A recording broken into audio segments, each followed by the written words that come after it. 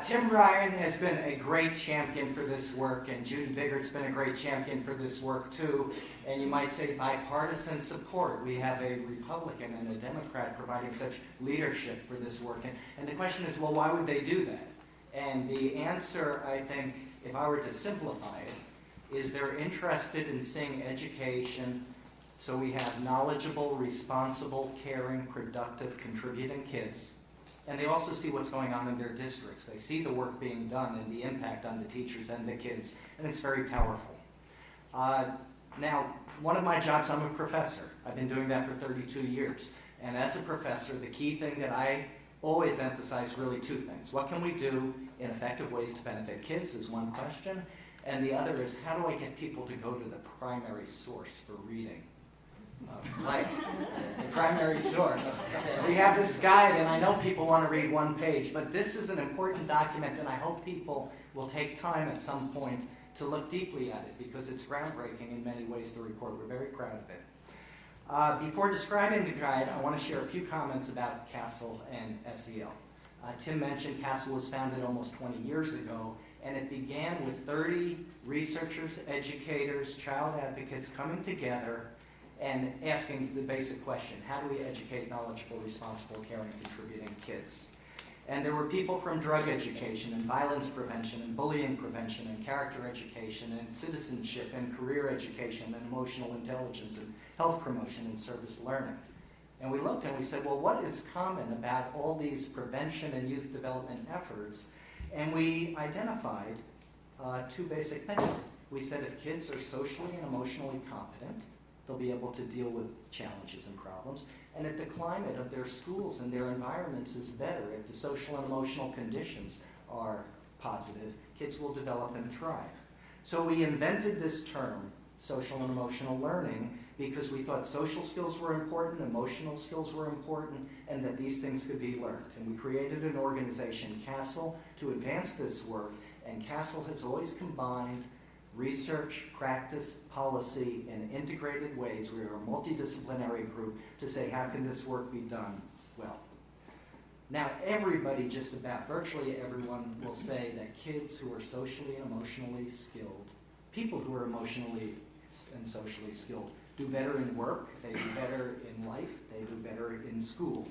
The news, I think, that has happened, and most people are not aware of this, is over the past 30 years, there's been all this research that says these skills like self-control, working in groups, and problem solving can be taught. And when it's taught effectively, kids benefit in powerful ways. CASEL is not supportive of every SEL program. We support high-quality, evidence-based programs that are well-designed, have research to document their positive impact, and provide professional development and technical assistance for quality implementation. We call those programs CASEL Select Programs. The Department of Education funded us more than a decade ago to do a first review of social and emotional learning programs. We reviewed 250 nationally available programs and identified 22 select programs. So this is important. There's an industry out there, and a lot of programs are sold and marketed effectively, but the question is, how good are the programs? How solid are the programs? So since we had a guide that came out in 2003, it was downloaded from our webpage with minimal advertising, more than 100,000 times. I think there was a response from educators that actually surprised us, the great interest, wanting guidance about this work. So that was a successful, helpful document. But since 2003 and that guide, a lot of things have happened. One thing is that research increasingly has documented that these programs are not just beneficial for social development, they're also beneficial for connection to school. They're beneficial for academic performance. In fact, we've done a meta-analysis, a review of 213 experimental and control group studies now in the field of social and emotional learning, and found not only did they reduce conduct problems and emotional distress and promote positive classroom behavior, but they also improve academic test score performance, 11 percentile points. These are things to address the kids' social and emotional growth that can lead to academic gains.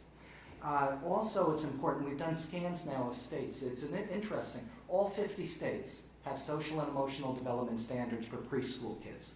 How are we also smart to recognize that social, emotional, and cognitive development are intertwined for young kids, but then K-12 drops off the map a little as people become overly concerned with cognitive development. But in certain states now, Illinois, our state is one, we have now social and emotional learning standards, K-12.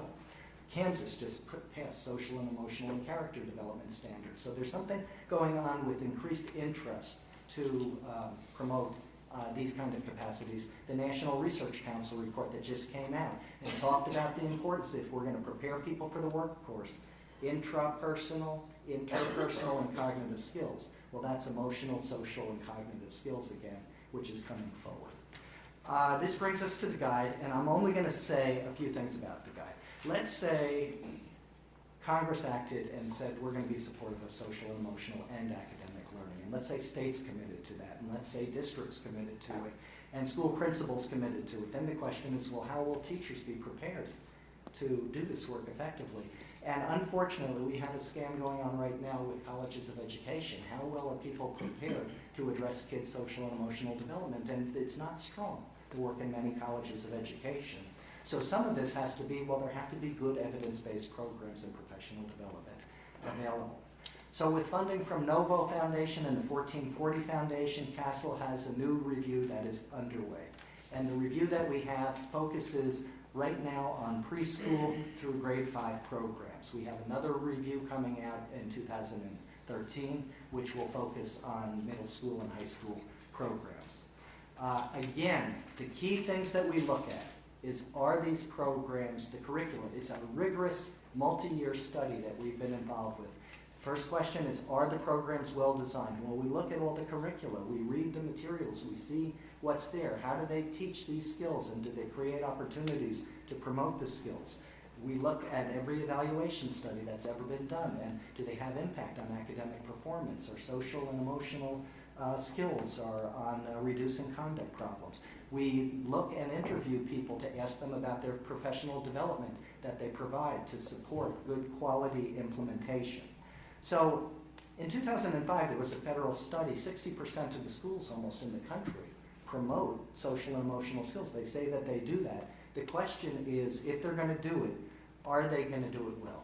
Well, this guide has the best classroom practices to promote SEL, and our goal is to have school teachers, preschool through high school across the country, implementing these kinds of evidence-based work. And some of that involves explicit skills training, some of it involves pedagogy, like cooperative learning and doing that well. Some involves curriculum integration with language arts and science. These are the types of programs that are being developed to move forward. Now, selecting an evidence-based program is very important. It's a core to a lot of what we do, but it needs to be done in a context with good schools and good districts supporting this work too. So CASEL now is embarking on a major multi-site project with 8 large urban districts, with Anchorage, Alaska, Austin, Texas, Cleveland, Chicago, Nashville, Sacramento, Oakland, and Washoe County, Nevada, working on systemic SEL so that all the teachers in the district will be promoting these capacities. This guide is central as we do the work with the districts, and there are also affiliated districts we work with, Youngstown, Warren, and some of the DuPage districts. You'll hear from Downers Grove in just a second. We work to support quality decision-making and quality implementation. We believe that this guide is going to be very helpful to help those districts and districts around the country do this work with great benefit.